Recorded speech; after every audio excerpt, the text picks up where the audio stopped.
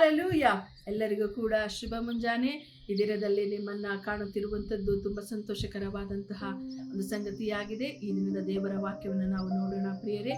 ಯೋಹಾನನ ಸುವಾರ್ತೆ 16ನೇ ಅಧ್ಯಾಯದ 20ನೇ ವಾಕ್ಯ. ನಿಮ್ಮ ದುಃಖವು ಹೋಗಿ ಆನಂದವು ಬರುವುದು.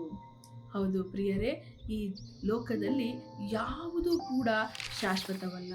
ದುಃಖವಾಗಲಿ ಅಥವಾ ಕಣ್ಣೀರಾಗಲಿ, ಸಂಕಟವಾಗಲಿ, ನೀವು ಪಡ್ತಿರುವಂತಹ ಕಷ್ಟಗಳಾಗಲಿ, ಇದು ಯಾವುದೂ ಕೂಡ ಶಾಶ್ವತವಲ್ಲ. ಎಲ್ಲವೂ ಕೂಡ ತಾತ್ಕಾಲಿಕವಾಗಿರುವಂಥದ್ದಾಗಿದೆ. ದೇವರು ಈ ದಿನದಲ್ಲಿ ನಿಮಗೆ ವಾಗ್ದಾನ ಮಾಡ್ತಿದ್ದಾರೆ. ಅದನ್ನು ಹೇಳ್ತಿದ್ದಾರೆ, ನಿಮ್ಮ ದುಃಖವು ಹೋಗಿ ಆನಂದವು ಬರುವುದು.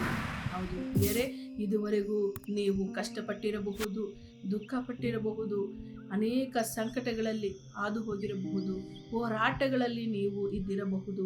ಆದರೆ ದೇವರು ನಿಮಗೆ ದಿನ ವಾಗ್ದಾನ ಮಾಡ್ತಿದ್ದಾರೆ, ನಿಮ್ಮ ಎಲ್ಲ ದುಃಖವು ಹೋಗಿ ಆನಂದವು ಬರುತ್ತದೆ ಎಂಬುದಾಗಿ. ಆದುದರಿಂದ ಆ ಆನಂದವನ್ನು ನೀವು ಎದುರು ನೋಡಿರಿ. ಆ ಸಂತೋಷವು, ದೇವರು ಕೊಡುವಂತಹ ಒಂದು ಸಂತೋಷವು ಸಂಪೂರ್ಣವಾಗಿರುವಂಥದ್ದಾಗಿದೆ ಪ್ರಿಯರೇ. ನಿಮ್ಮ ಒಂದು ದುಃಖ, ಸಂಕಟ ಯಾವುದು ಕೂಡ ಇದೇ ರೀತಿಯಲ್ಲಿ ಇರುವುದಿಲ್ಲ. ಇದು ಖಂಡಿತವಾಗಿಯೂ ಬದಲಾಗುತ್ತದೆ. ನಿಮ್ಮ ದುಃಖವು ಹೋಗಿ ಸಂತೋಷವು ನಿಮ್ಮ ಪಾಲಾಗುತ್ತದೆ. ಪ್ರಾರ್ಥನೆ ಮಾಡೋಣ.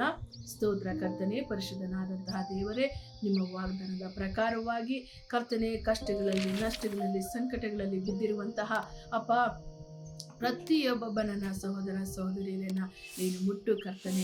ಅವರ ಜೀವಿತದಲ್ಲಿ ಅಪ್ಪ, ಅವರೆಲ್ಲ ದುಃಖವನ್ನು ತೆಗೆದುಹಾಕಿ ಅವರಿಗೆ ನಿನ್ನ ಸಂಪೂರ್ಣವಾದ ಸಂತೋಷವನ್ನು, ಆನಂದವನ್ನು ಅವರ ಜೀವಿತದಲ್ಲಿ ಕೂಡಿಸಿ ಕೊಡಬೇಕಾಗಿ ಪ್ರಾರ್ಥಿಸ್ತಿದ್ದೇನೆ.